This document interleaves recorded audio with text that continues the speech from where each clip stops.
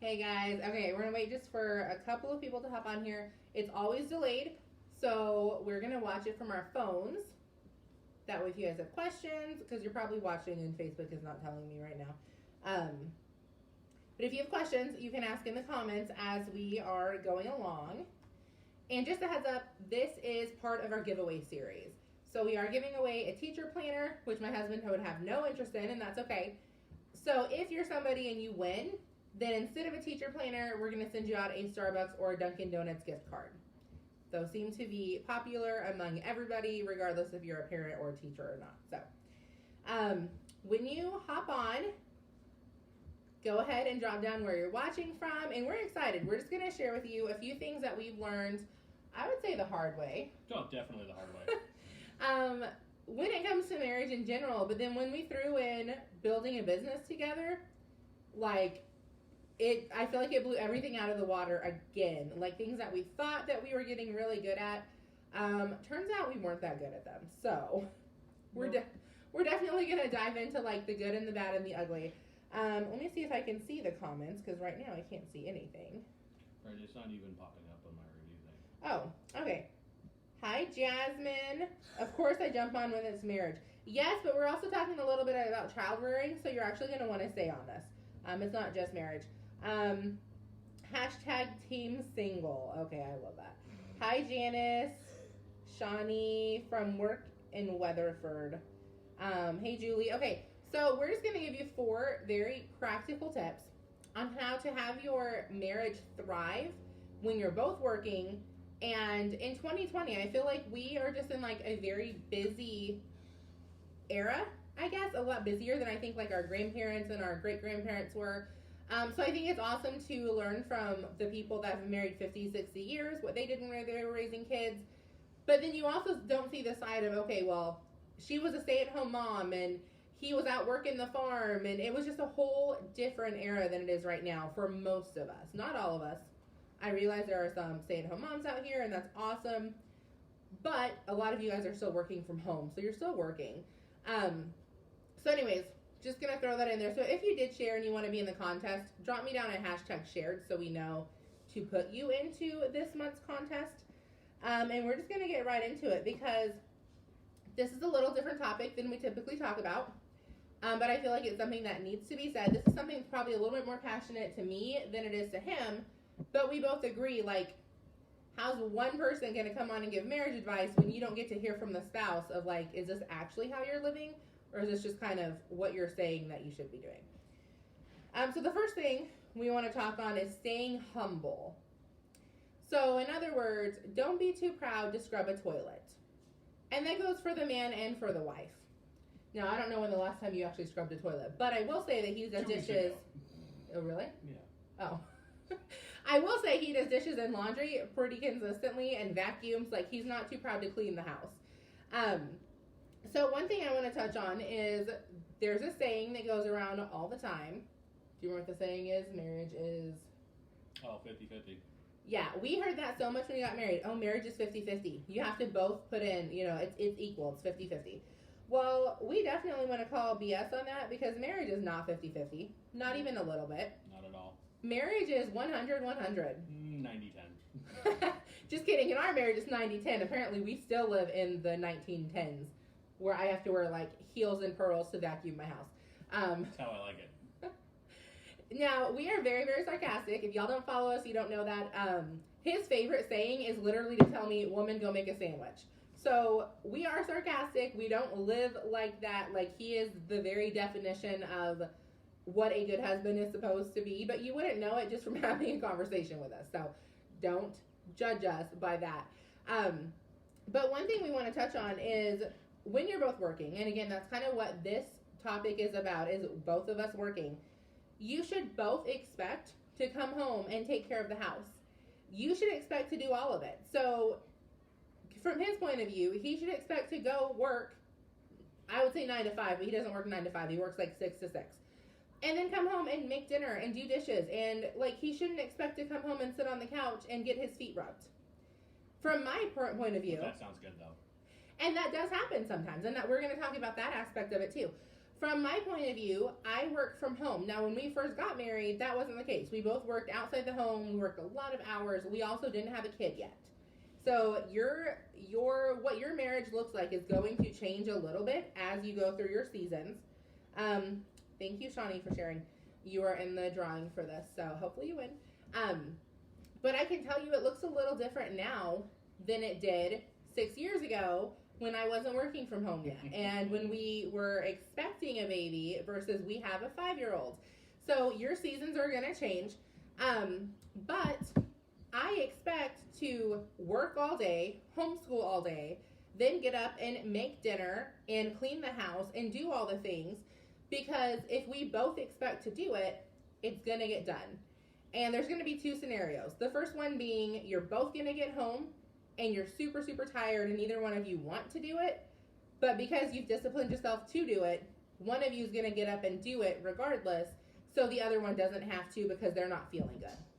The other scenario, and this is the more fun one, is you're both going to have a ton of energy. You're going to get home both expecting to do it, and the other one's going to surprise you and they've already done it or have done it first. I can't tell you how many times that he walks in the house is clean, there's food in the oven, and not because I knew, he's going to get home and not do anything, but because I get to do that for him, because I was having a good day, I was feeling good. And then on the flip side, I can't tell you how many days he's walked in the door and I'm like, babe, it's been such a hard day, and I know he's not going to be like, you suck, what have you been doing all day? Like, you've just been sitting at home eating ice cream. But instead, he's like, okay, I'll make dinner. Now, you want to tell him what your version of making dinner is? Oh, I call somewhere and they make it. He doesn't like slave in the kitchen, but he doesn't make me feel bad because I didn't have dinner ready. He doesn't make me feel bad because the floors aren't vacuumed, or because the living room, the toys aren't picked up, or our school stuff isn't put away yet.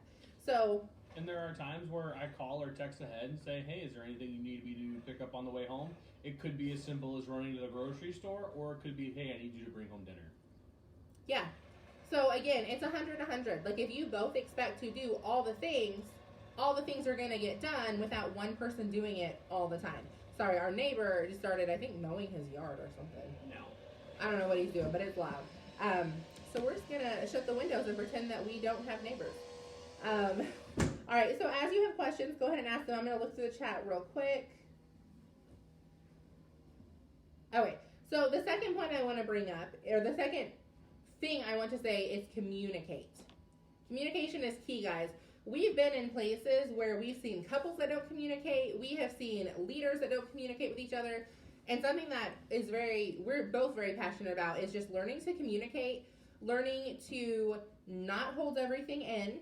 And I think one reason we are so passionate about this and that we've gotten so good at this is because in the beginning of our marriage, now I don't want to say he was raised in a certain way, because if his family's watching it, like, this is not a slam on you, this is not a slam on my family if you're watching this, but we were raised very differently. I was raised where you talked about your emotions, but they weren't really validated. So you just kind of talked to complain, I guess. There's a lot of complaining.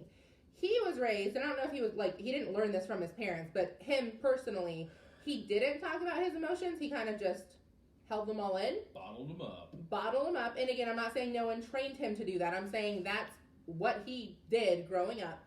So when we got married, I would want to talk, and he would feel like I was attacking him because I wasn't communicating. I was talking at him. He wouldn't talk at all until it got so bad, and then it was like, well, you're doing this, this, and this, and it makes me feel like this. I'm like, well, you couldn't have told me that 4 months ago when I started doing that. So I'm going to say we had some pretty rough spells and rough conversations. We've been married for 6 years. Just kidding. Yeah, almost 7, right? In September. So by no means are we newlyweds. By no means are we experts. Like, we're still learning, and I'll address that in another point. But we've definitely learned a lot of do's and don'ts over the last 6 years. And one of those things is communicate. So the first one is they can't read your mind. This is a big one for him, because I used to get mad at him for things I didn't even tell him. Like, he would have no idea I was mad about him doing something until, a month later, and I was blowing up about it. Could you read my mind? Nope.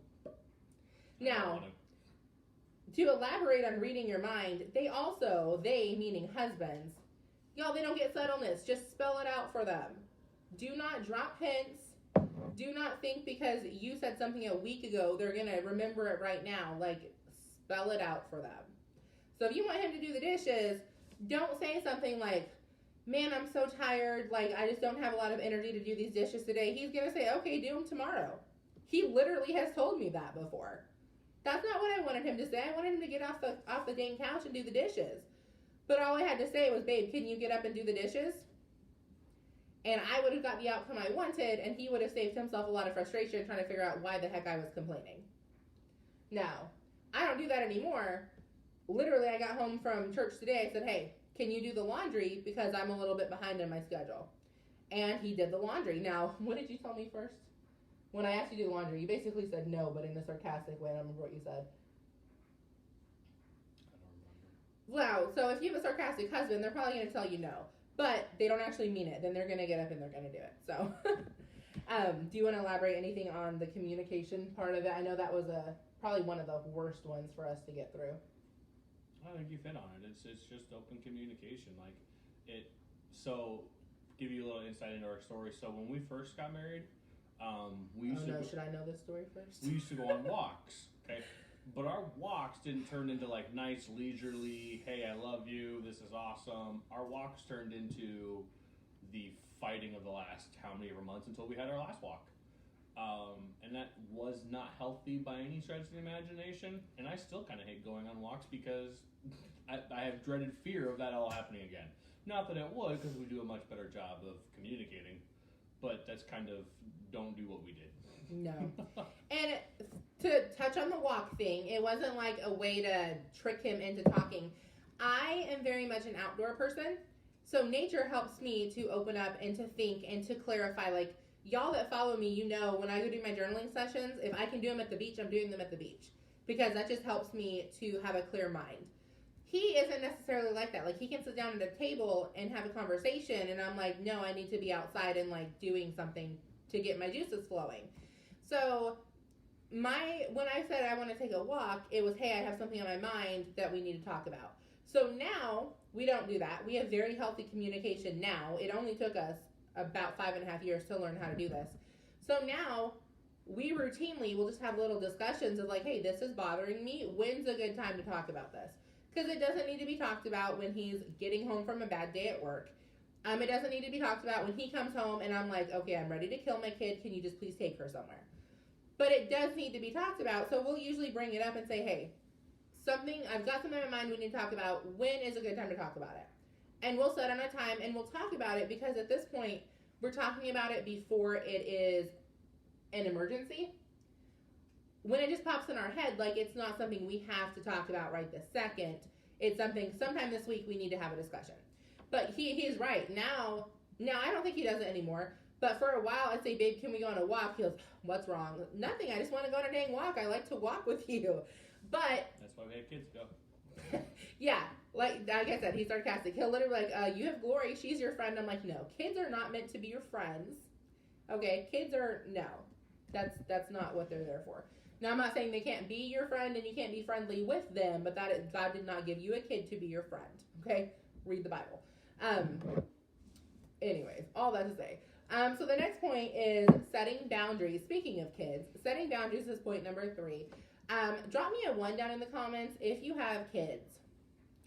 Drop me a 2 if your kids are not perfect little angels and there are times you literally want to put them in the bedroom, shut the door, and lock the key just so you can have some quiet time.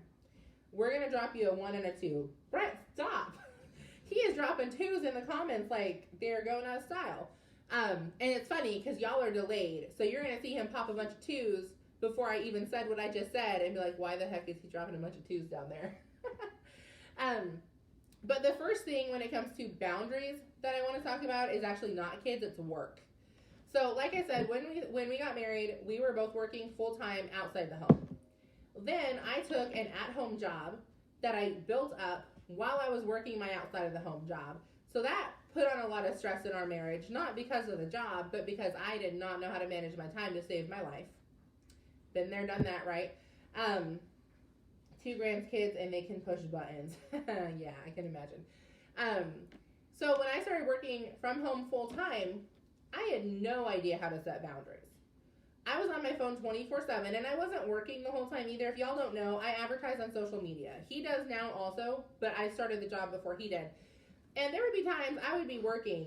All I was doing was scrolling Facebook. I wasn't working. He didn't really know what I was doing because he didn't know like what the job was or how I worked it. So all he would hear is, I don't have dinner made, I'm working. I don't have time to sit and watch TV with you, I'm working. Now, I still say that sometimes because I don't like watching TV, but we do sit down and watch TV. Like, he'll attest that I'm 1,000 times better than I was a few years ago.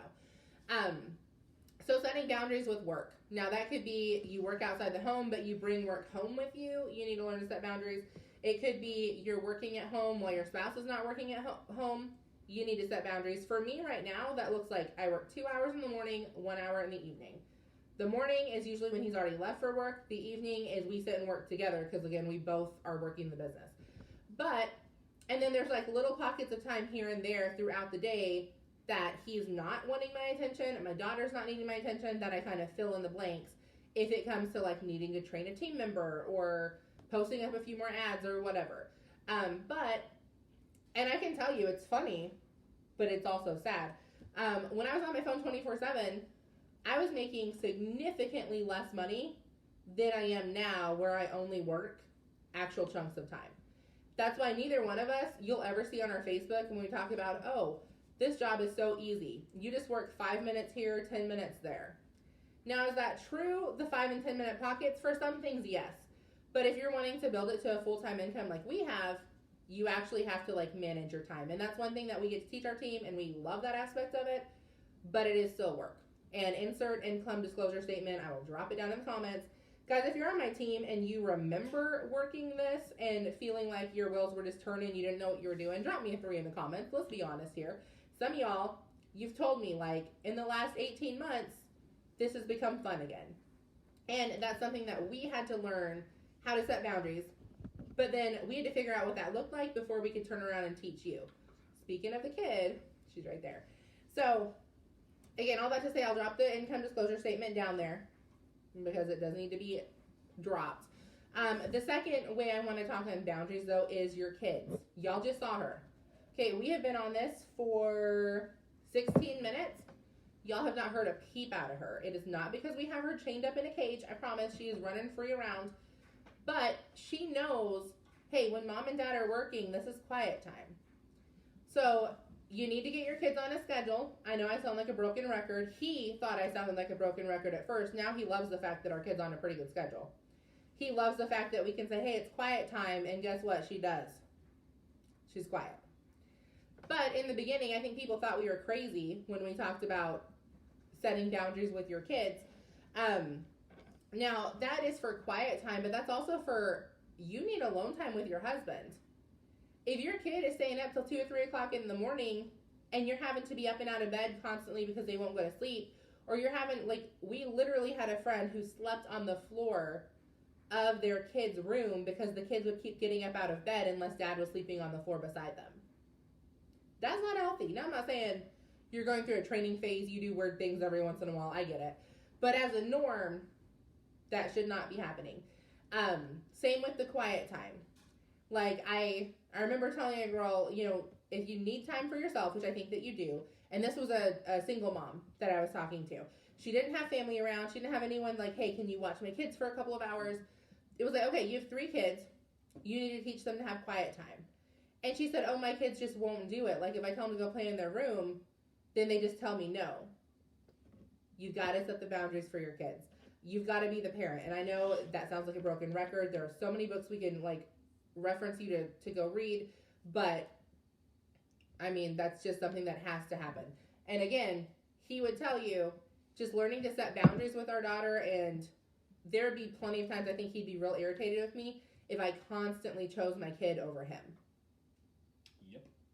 And I think as moms, that's a sore spot for us because they're our babies, right? Those are our kids. Well, God gave you your husband before he gave you your kids. Like, your husband is not supposed to be second to your children. Now, this is probably going to be unfriended by a few of y'all, and that's okay, but the Bible's pretty clear that your husband is supposed to be before your kids. And I'm not talking about like abuse or anything extravagant. I'm talking about everyday normal life. Glory will routinely ask him, Dad, who do you love more, me or Mom?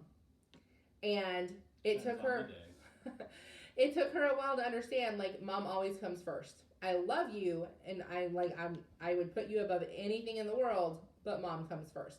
And that comes with, just learning to balance with your kids, as well as they should understand why Mom and Dad come first, but they should never feel like, oh, I'm neglected and Mom and Dad don't love me. Like, there's definitely got to be a balance there.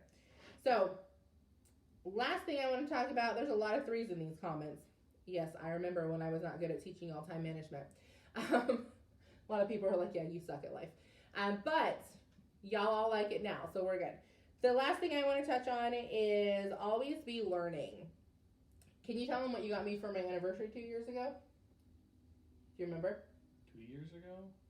Our anniversary? Just kidding. Was it last year? Yeah, it was last year because we just started going to Emmanuel part-time. I'll give you a hint. It was a trip.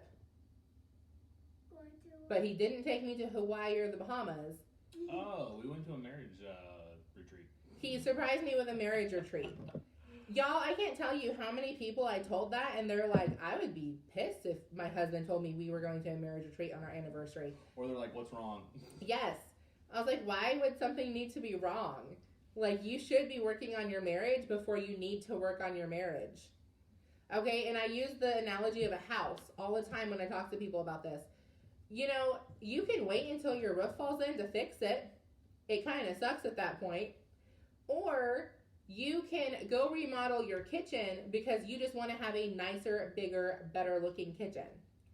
You can wait to go to a marriage conference and read a marriage book and listen to a marriage podcast and do all the things to work on your marriage until one of you cheats on the other person and you're about to get divorced.